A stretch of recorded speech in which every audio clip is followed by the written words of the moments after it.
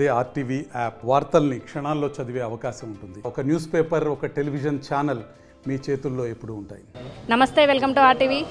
తెలంగాణ రాష్ట్రం ఏర్పడిన తర్వాత మొదటి ఉప ముఖ్యమంత్రి అయినటువంటి తాటికొండ రాజయ్య గారు ఉద్యమ సమయంలో కూడా చాలా కీలక పాత్ర పోషించి ఎన్నో అవరోధాలు ఎదురైనప్పటికీ పార్టీని వీడకుండా ఉన్నటువంటి వ్యక్తి ఇవాళ పార్టీ మారబోతున్నారు. 10వ తారీఖు వేరే పార్టీలో చేరబోతున్నారంటూ చెప్పడం జరుగుతుంది. అది వాస్తవం కాదా? ఇప్పుడు మనం ప్రస్తుతం రాజయ్య గారి దగ్గర ఉన్నాం, ఆయన మాటల్లో తెలుసుకుందాం.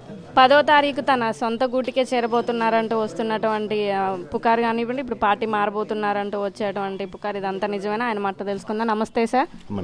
మీ సొంత గుట్టైన కాంగ్రెస్ కి మీరు మళ్ళీ చేరబోతున్నారంటూ బీఆర్ఎస్ పార్టీకి రాజీనామా చేస్తున్నారంటూ వస్తున్న పుకార్లు నిజమేనా?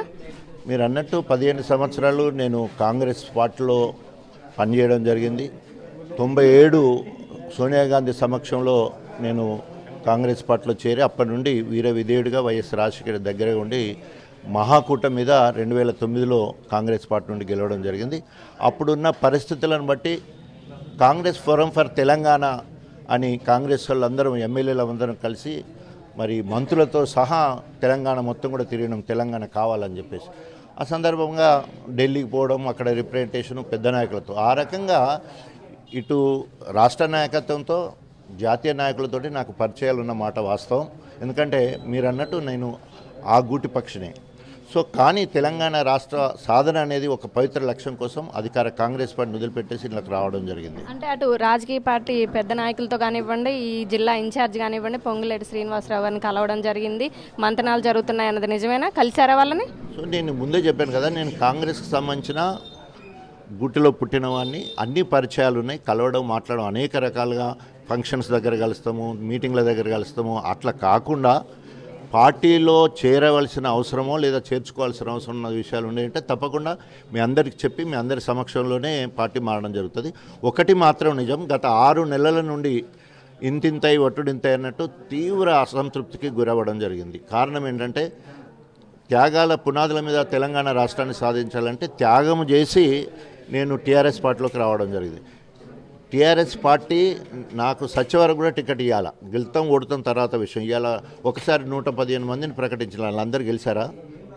కానీ ఈరోజు ఒకసారి రిజల్ట్ చూస్తే నేను ఎంతో గొప్పగా కార్యకర్తలను సుశిక్షులుగా తయారు చేస్తే నా నియోజకవర్గం ఇవాళ బీఆర్ఎస్ పార్టీ అభ్యర్థి గెలిచాడు, నేను ఇన్ఛార్జిగా ఉన్న జనగాం గెలిచింది. అంటే నా ప్రాతినిధ్యము ఎంత గొప్పగా ఉన్నది, నా కార్యాచరణ ఎంత గొప్పగా ఉంటుందానికి నిదర్శనం. అంటే అసలు మీకు ఎమ్మెల్యే టికెట్ రానప్పుడు కూడా కానివ్వండి, మీకు వ్యక్తిగతంగా రాజకీయంగా ఎన్నో అవమానాలు, ఇబ్బందులు కలిగినప్పుడు కూడా మా పార్టీ మారని మీరు ఇవాళ ఎందుకు మారాల్సి వస్తుంది? ఓన్లీ క్యాడర్ని బలపరచుకోవడానికేనా ఇదంతా? అంటే అప్పటి నుండి ఇప్పటి వరకు ప్రజా సంబంధాలు, ఆత్మీయతకు సంబంధించింది గణపురం నియోజకవర్గంలో నేను అలాగనే తిరుగుతూ ఉన్నాను. ఇప్పటివరకు కూడా గెలిచిన వాళ్ళు కానీ ఓడిపోయిన వాళ్ళకు లేని సంబంధాలు గణపురం నియోజకవర్గం నాకు ఉన్నాయి. వాళ్ళందరి తీవ్ర ఒత్తిడి నా మీద పనిచేస్తూ ఉన్నది. సో మీరు నిర్ణయం తీసుకోకపోతే మీ ఎంబడి ఉండే పరిస్థితి లేదు, మిమ్మల్ని నమ్ముకొని ఉంటే మాకు నష్టం జరుగుతుంది అని చెప్పి మాట్లాడుతున్నారు. ఒక్క నియోజకవర్గమే కాదు, రాష్ట్ర స్థాయిలో అనేక మంది నాయకులు, ముఖ్యంగా దళిత నాయకులు, బహుజన నాయకులు అందరూ కూడా మరి సామాజిక ఉద్యమంలో ఉన్న ప్రతి ఒక్కరు కూడా మాట్లాడడం జరుగుతుంది. సో వాటన్నిటిని పరిగణలోకి తీసుకొని మరి మనకు జరిగిన ఈ 6 నెలల నుండి మానసిక సంఘర్షణ కూడా జరుగుతుంది. వీటన్నిటిని దృష్టిలో పెట్టుకొని త్వరలో ఒక నిర్ణయం తీసుకుందాం. ఆ నిర్ణయానికి ముందు నా అనుచర గణం ఎవరైతే నన్ను ఇన్ని రోజులు 4 సార్లు గెలిపించారో, నా నియోజకవర్గ ప్రజలు కావచ్చు, అదేవిధంగా రాష్ట్ర స్థాయిలో ఉన్న బహుజన నాయకులు, దళిత నాయకులు అందరితో ఒకసారి మాట్లాడిన తర్వాత అతి త్వరలో నిర్ణయం తీసుకోవడం. వచ్చే పార్లమెంట్ ఎలక్షన్లో MP ticket, Warangal ticket SC reservation కాబట్టి ఎంపీ టికెట్ కోసమే పార్టీ మారబోతున్నారంటూ వచ్చే విమర్శలు నిజమేనా, లేకపోతే వ్యక్తిగత కారణాలేనా? అంటే ఇప్పుడు ఎంపీ అనేది నేను 4 సార్లు ఎమ్మెల్యే, డిప్యూటీ సీఎం, తర్వాత ఎంఆర్పిఎస్లో కన్వీనర్గా పనిచేసిన, ఈరోజు వరకు ఎంఆర్పిఎస్లో ఉన్నాను. తర్వాత అంబేద్కర్ భావజాలాన్ని ప్రజల్లోకి తీసుకుపోవడంలో ముందు వరుసలో ఉన్నాను. స్థానిక పిల్లల డాక్టరు, మొత్తం జిల్లా మొత్తం సుపరిచితం.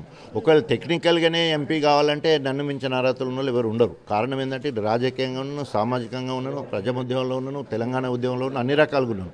సో ఇప్పుడు అది సమస్య కాదు. ఇప్పుడు సమస్య ఏంటంటే ఆత్మగౌరవానికి సంబంధించిన, తర్వాత మాదిగ అస్తిత్వం గురించి, మాదిగ ఉనికికి మరి దెబ్బపడుతున్న క్రమంలో తప్పకుండా ఎక్కడో దగ్గర అస్తిత్వాన్ని కాపాడడానికి, మాదిగ ఆత్మగౌరవాన్ని కాపాడడానికి నేను ముందు వరుసలో నిలబడాల్సిన అవసరం ఉంది. సో మాదిగ సామాజిక వర్గం మొత్తం కూడా నా మీద పెద్ద భారం మోపి ముందుకెళ్తున్నాం. ఒకవేళ కనుక వారు ఇప్పటికే చాలాసార్లు నన్ను మరి బదనాం చేయడం జరిగింది. నిజంగా మీ పక్షాన నేను వారి అందరికీ కూడా క్షమాపణలు చెప్తున్నాను. ఎందుకంటే మాదిగల ఆత్మగౌరవాన్ని కించపరచడం నేను కారణమై ఉండేదంటే నన్ను క్షమించండి. రాబోయే రోజుల్లో తప్పకుండా మీ పక్షాన ఉండి తప్పకుండా సరిదిద్దుకుంటానని చెప్పి. బీఆర్ఎస్ పార్టీకి ఎప్పుడు రాజీనామా చేయబోతున్నారు? 10వ తారీఖు కాంగ్రెస్ పార్టీలో చేరబోతున్నారంటే వచ్చే వాస్తవమేనా ఇదంతా? ఇప్పటికైతే చెప్పలేను, కానీ తప్పకుండా నా అనుచరగలం, నన్ను అభిమానించే నాయకులు, బహుజన నాయకులు, దళిత నాయకులు అందరితో మాట్లాడి ఒక నిర్ణయం తీసుకోవడం జరుగుతుంది. అది అతి త్వరలోనే ఉంటుందని చెప్పగలను. Thank you.